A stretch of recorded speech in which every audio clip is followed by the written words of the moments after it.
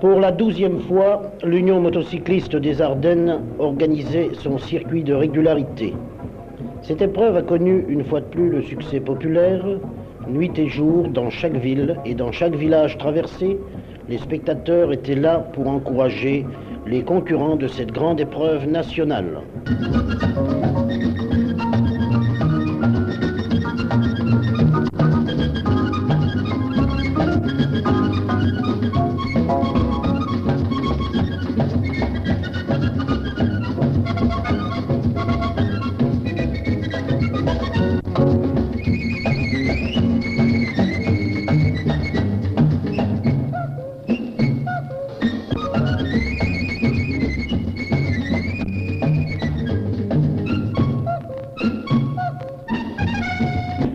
Ce circuit se déroule sur 640 km.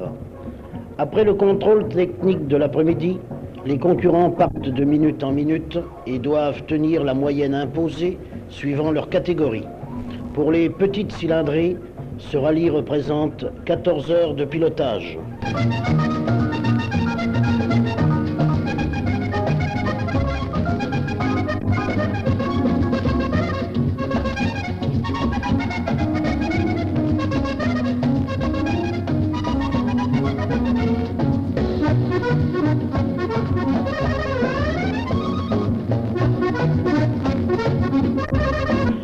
Cette grande épreuve était patronnée par Sonclair Radio-Télévision, la ville de Charleville, la direction des sports, l'Automobile Club Ardennais, les bières La Slavia, la maison Berger, l'association commerciale industrielle de Charleville, la firme BP, la bijouterie Lepage, l'apéritif Noilly-Prat et les sapeurs-pompiers et éleveurs du Chêne, l'hôtel La Charrue d'Or à Le Chêne.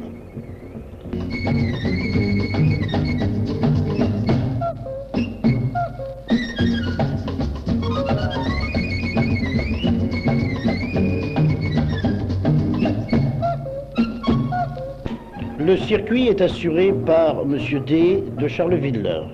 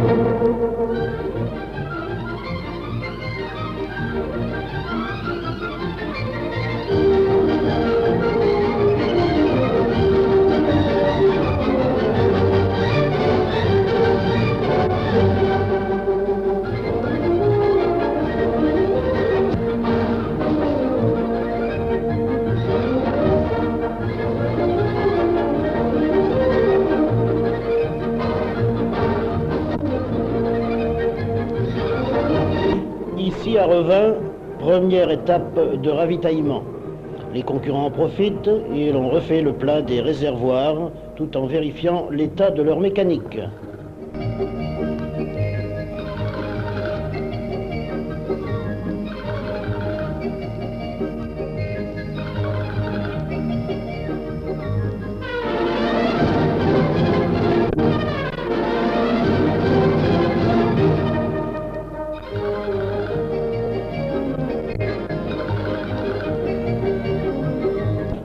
Nous sommes ici à la première épreuve chronométrée, au Mont Malgré Tout à Revin. Cette première épreuve annexe, le concurrent doit parcourir 4 km à la moyenne intégrale. Les 500 cm3 par exemple doivent monter à 60 km/h. Le chronométrage est assuré par M. Martinery, chronométreur officiel de la Fédération des sports automobiles. Les temps sont relevés au 1/5 de seconde. Un seul concurrent, Renard de la Sûreté nationale, effectue la montée du Malgré Tout dans le temps alloué.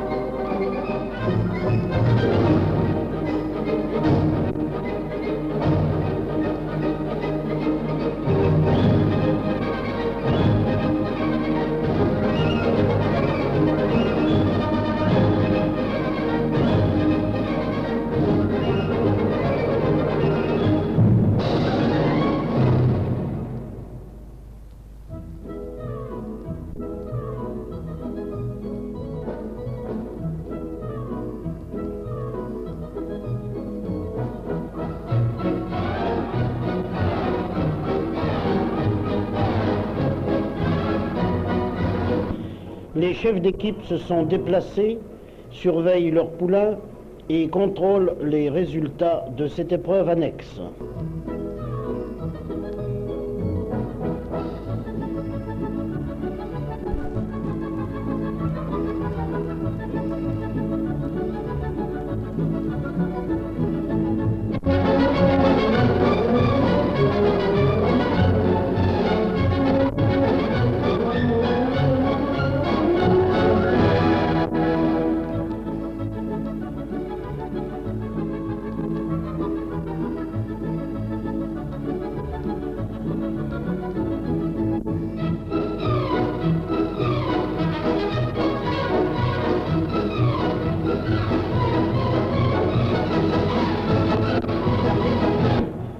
de l'avant-dernière étape, nos caméramans étaient au rendez-vous du contrôle de passage de Vendresse. Là, les concurrents doivent s'arrêter pour faire pointer leur carnet de route. Le circuit des Ardennes comprend 42 postes de contrôle.